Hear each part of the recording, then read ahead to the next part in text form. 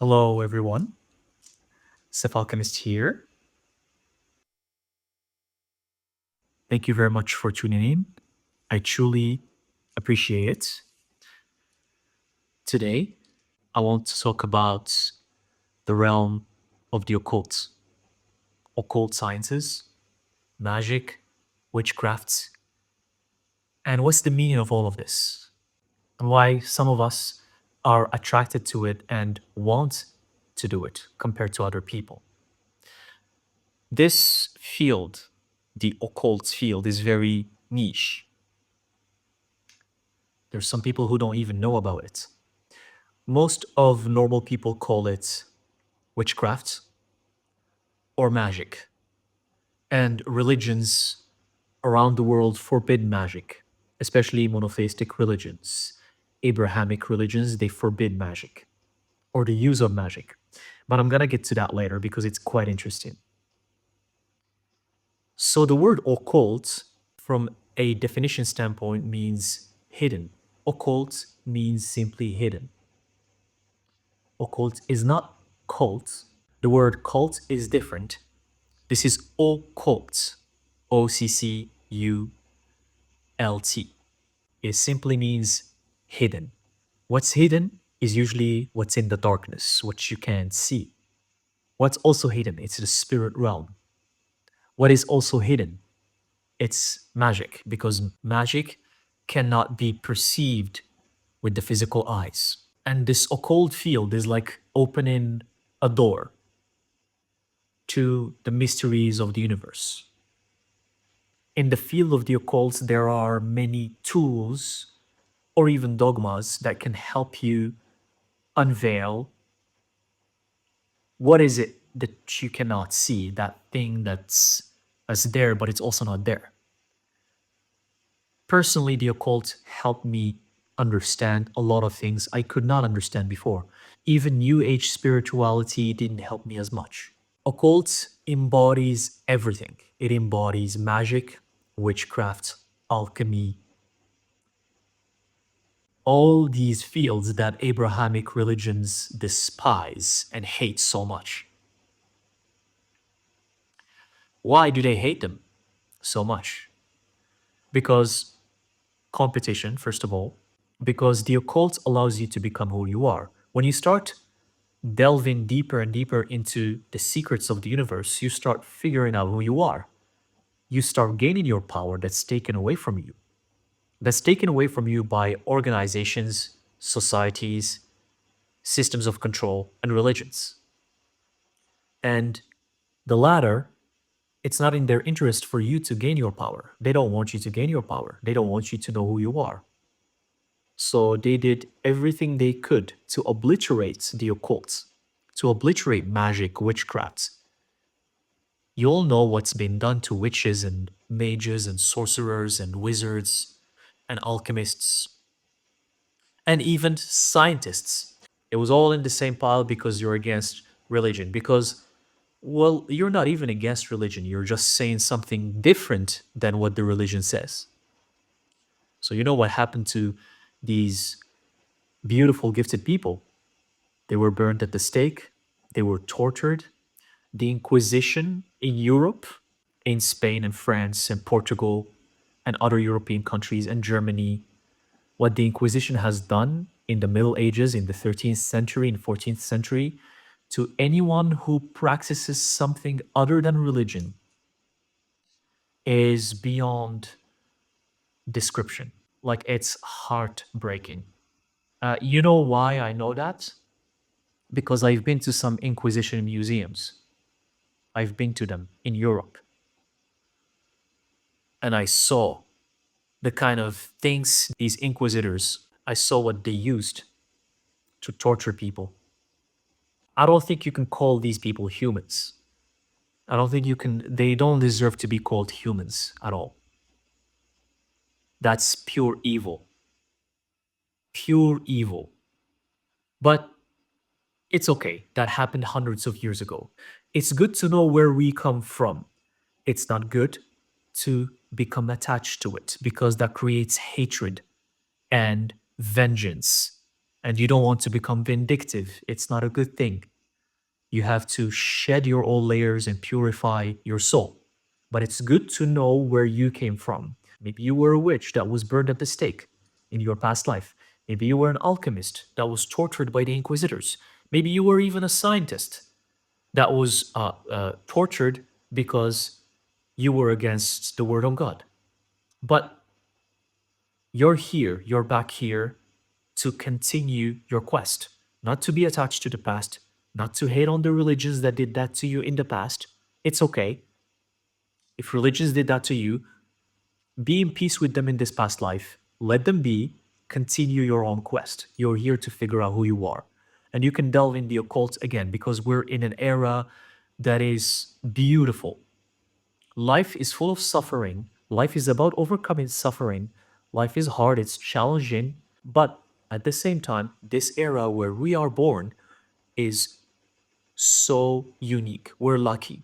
We're lucky that me, someone like me, and other people who label themselves witches can share with freedom this stuff like this with you guys. Not all around the world. There are places in the world that will persecute such people, but you're not burned at the stake and you're not tortured until death for doing what you're doing. We live in a beautiful era. We're reincarnated specifically in this era so we can have the freedom to continue our quest and to keep sharing what we started in our past lives. That's what most of you who are attracted to the field of the occult, which I mentioned in the beginning of this video, why some of you are attracted to this. It's because it's unfinished business you started in your past life and you came back to finish it right now because it was abruptly interrupted forcefully by some religion or some dogma and you couldn't finish it. So now you're back to finish it. And that's why you can't get enough of this stuff, of magic, of the occults, of the hidden, of the spirit realm, of alchemy. And I'm talking about the real stuff, not meditating and aligning your chakras. That stuff is also amazing. I'm not saying it's bad, but that's just scraping the surface. That's just some people from the West, from the United States, went to the East, went to India. They gathered some concepts here and there. They brought them to the West and they're like, oh, this is spirituality. Even the Hindus, when they see that, they start shaking their heads. The Hindus are like, what are these people doing in the West with our beliefs? You know, the chakras and third eye and meditation. You know, that's all Hinduism and Buddhism as well, because Buddhism came after Hinduism. It's all Hinduism. It shouldn't be called spirituality or New Age. It should be called Hinduism. But it's okay. I'm just telling you that the occult help you delve deeper because when you do research about real magic, about how to practice magic, about alchemy, and the practices of the East can help as well.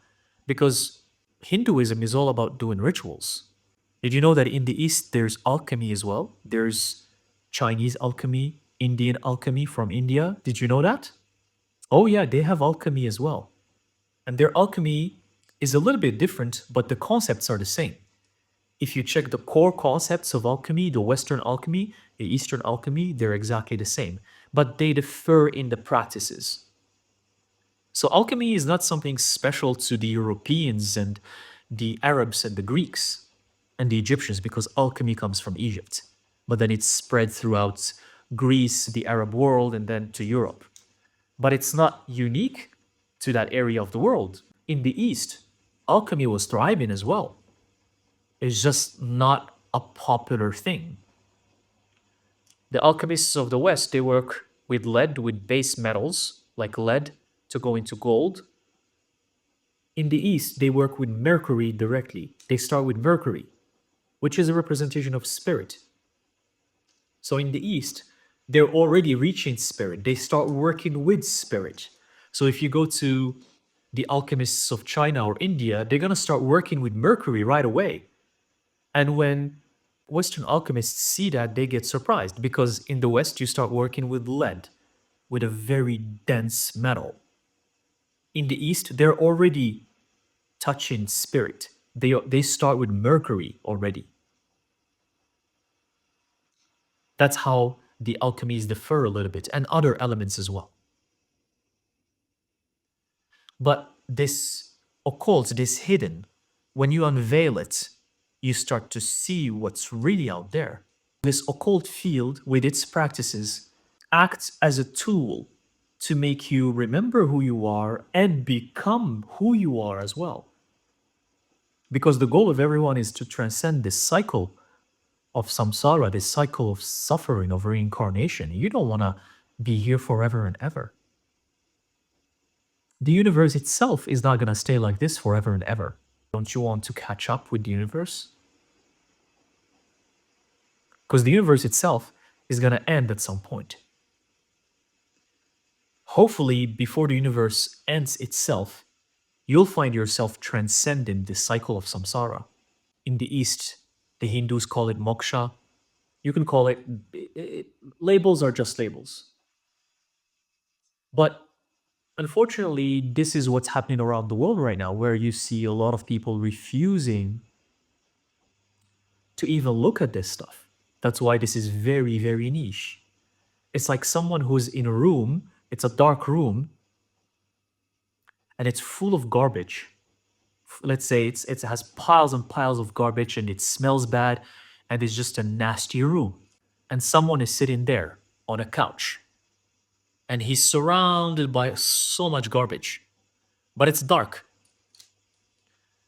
The occult, this field, it serves as a light to make you see what's in that room. So someone comes and turns on the light for that person. So when they turn on the light, the person sitting on the couch, they see how much garbage they're surrounded with. So two things can happen after that. Either that person is gonna clean up the room from that garbage and throw it out, or they will tell the person, "Can you turn the light back off?" And they stay in that darkness surrounded by garbage because they don't want to change. So they'd rather stay in the dark, surrounded by garbage, than having some light in the room to see what's really going on. That's most of humanity. They want to stay in the dark room surrounded by garbage. That's most of humanity. And a very few people, they want that light in there to see what's really going on. That light is this field, it's the occult. There are different tools. This is not the only field you can use. Some people use different tools, different mediums, but this is one way as well to see what's really going on. To see that life is more than just what you see in front of you and the things that you touch. There are spirits, entities, different realms, different dimensions, the above, the below, higher realms, lower realms, the underworld, higher entities, demons, daimons, gods, goddesses, creatures you have never heard of before that live only in other dimensions, the mythological creatures that have been written in ancient books, they all exist and some of them have existed, some of them still exist. You being in your home and thinking you're by yourself all the time, but you're always surrounded by spirits that you can't see, the spirits of the dead, spirits of the people that pass away, but they remain and they can't pass to the next level. Malicious spirits, scary spirits that feed off your fear, and benevolent spirits who want to help you, your higher selves, the different versions of you. Your highest version also exists at the same time as you. And this highest version can be the most magical creature you can ever imagine. They don't even look like you, but they're still part of you.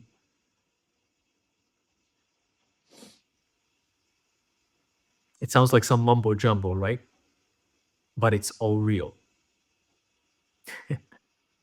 But that's what this field serves for.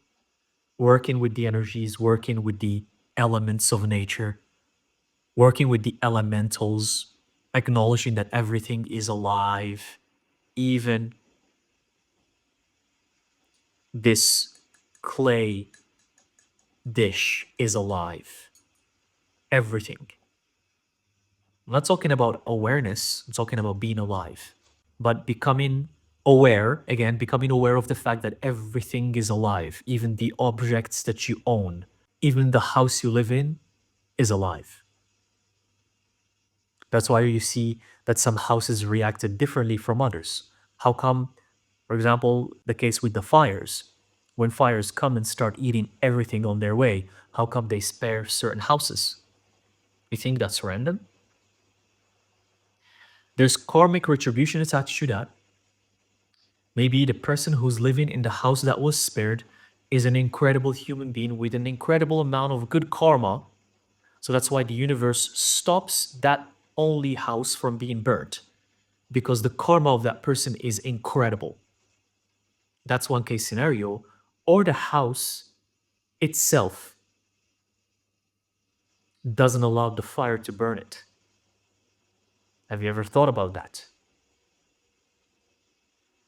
So becoming aware of these things that seem far from logic, again, this field is the opposite of logic. There's nothing logical about it. But if you think about life, what is really logical? How is this fire logical? How is it logic? How is a flame showing out of nowhere logic? Tell me. Tell me about it. Bring any scientists right now, the most brilliant minds, and ask them to explain how is this logical? With math and physics? How? How is it logical?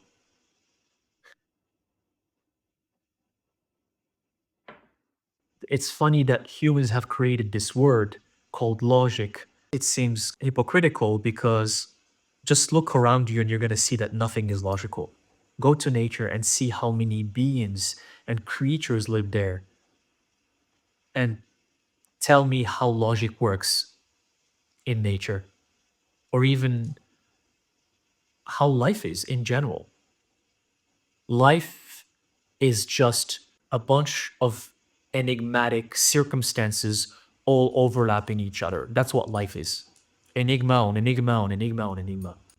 But the more you delve into the occults, and the more you start to study these things and understanding how the universe works, you can solve these enigmas and you're less confused. And that dark room that's full of garbage now has light, and you can see that there's garbage, that you need to clean it up.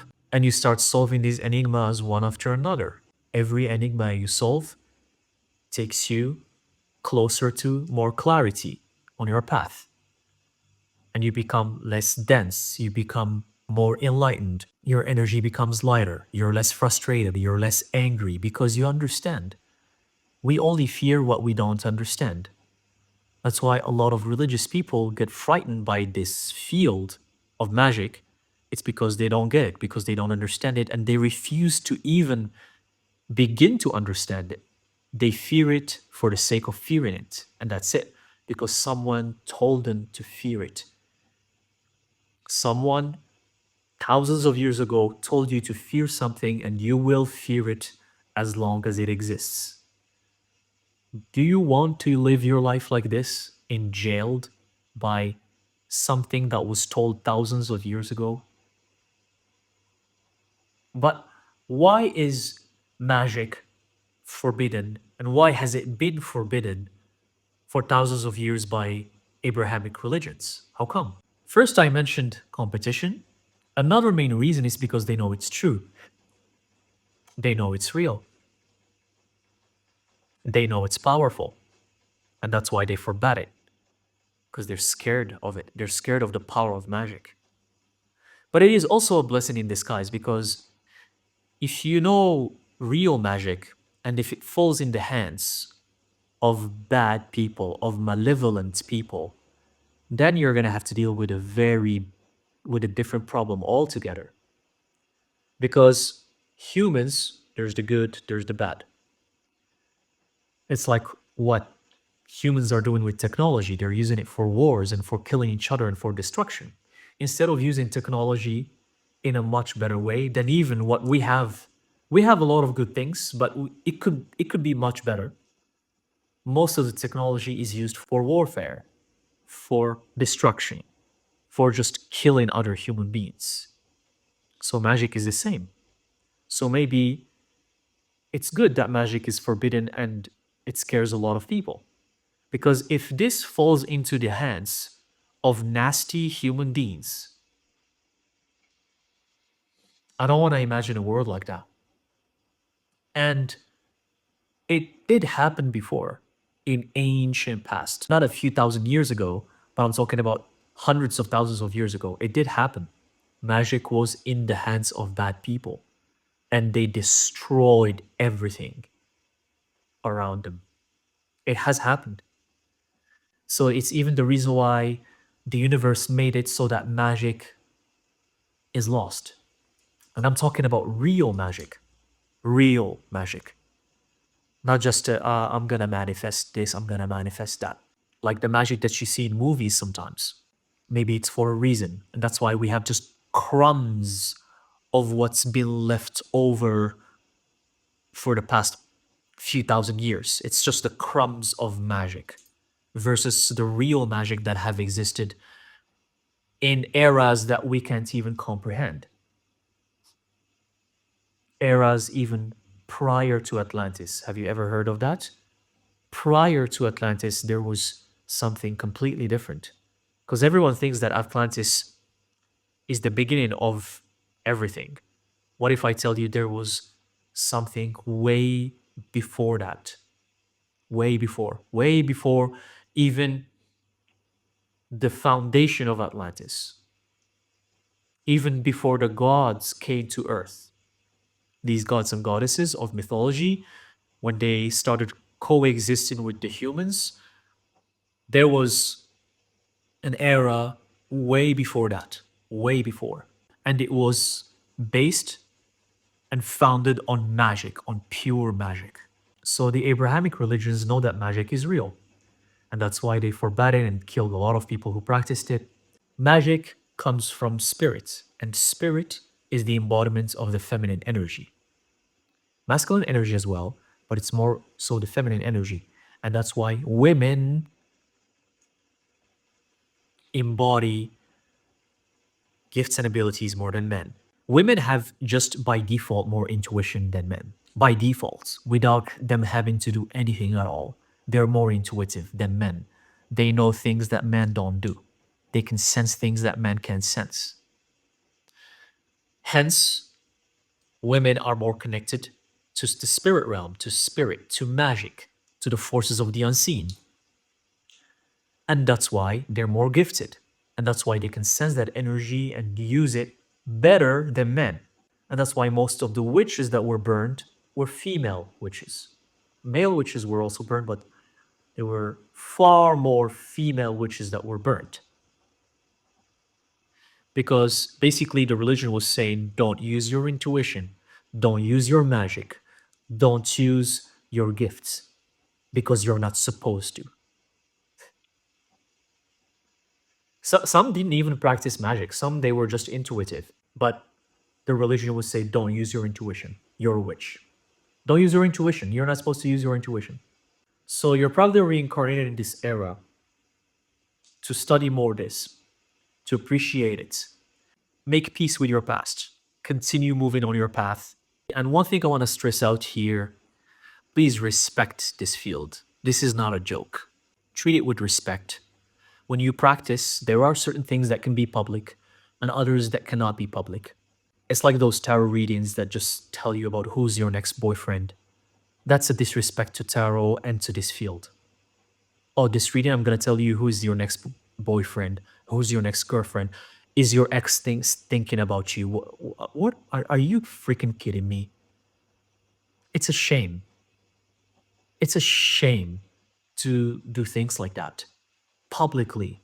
Sure, you want to have a personal reading and you want to know that situation, you can do that. But using tarot in such disrespect for lower frequencies, or even for sex or for lust, now you start dabbling with the nasty side of magic. Because as I told you, magic is just an energy. It can be used for good or for bad. If you start using it for lust, for sex, and to harm other people for hexing, now you're gonna dabble with the lower frequencies. And you know what's gonna come to you if you do that? Karma. There's something called karma. Karma, karma, karma. And I'm actually astonished because I see nowadays online people doing hexing rituals publicly, just like that. Oh, this is how you do a hex ritual. What? What? And these videos are seen by hundreds of thousands of people, and everyone likes them. And everyone's like, oh, I'm gonna apply this. I'm gonna apply this. I'm gonna do this hex. I'm gonna do it. How about you do an unhexing ritual? How about unhexing? Why do you want to accumulate karma for yourself? Bad karma. So we're in an era, unfortunately, where ignorance is prevailing over everything. And we're also in the era where we lost the source of magic. The source of where magic comes from is lost. And that's why no matter how many books you're going to show me, oh, this book was written 1,000 years ago. This book is from 1456. This book is from the 1300s, and it talks about rituals and magic. And you think that's the true magic. No, it's not. And the books that were written in medieval Europe, a lot of them are just like a bunch of nonsense. And I'm talking about magic books and the occult. A lot of them were a bunch of nonsense. And some people nowadays, they show those books as the real books of magic.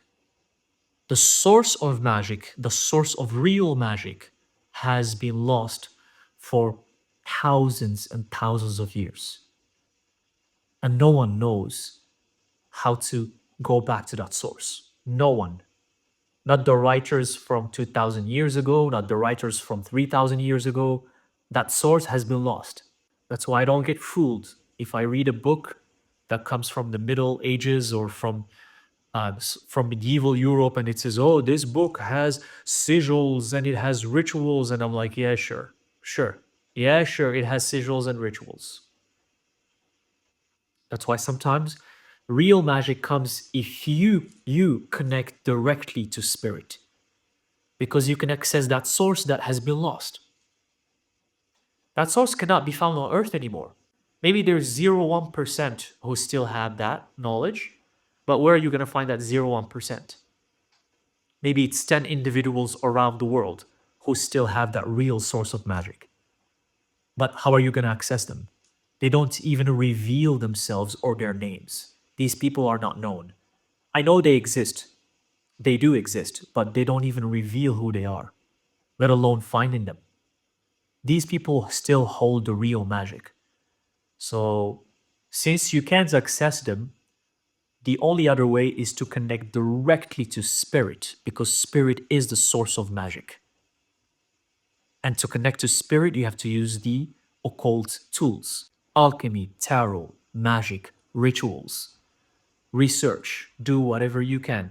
Use your discernment and your intuition. If you read about a ritual or something and you sense that it's bullshit, trust your intuition. If you sense that it's bullshit, then it means it's bullshit.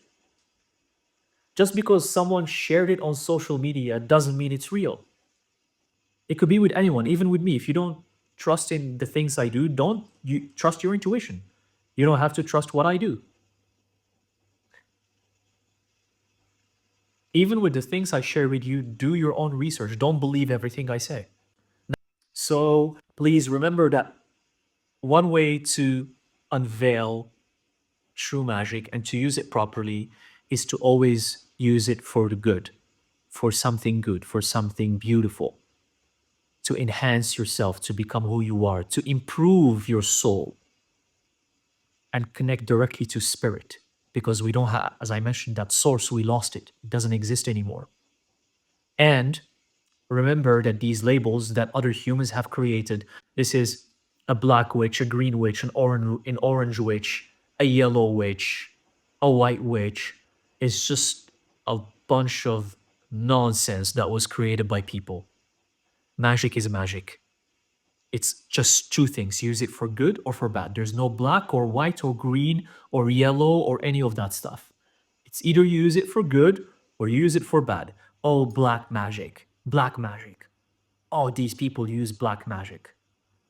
Why pick the color black and call it the negative thing? Why? You heard someone say it and you're just gonna believe it. Oh, those people said it's black magic, so I'm gonna also say black magic, black magic. What is this nonsense? There's just two types of magic, good or bad, used for the benefit of others, used to corrupt and destroy others. That's it.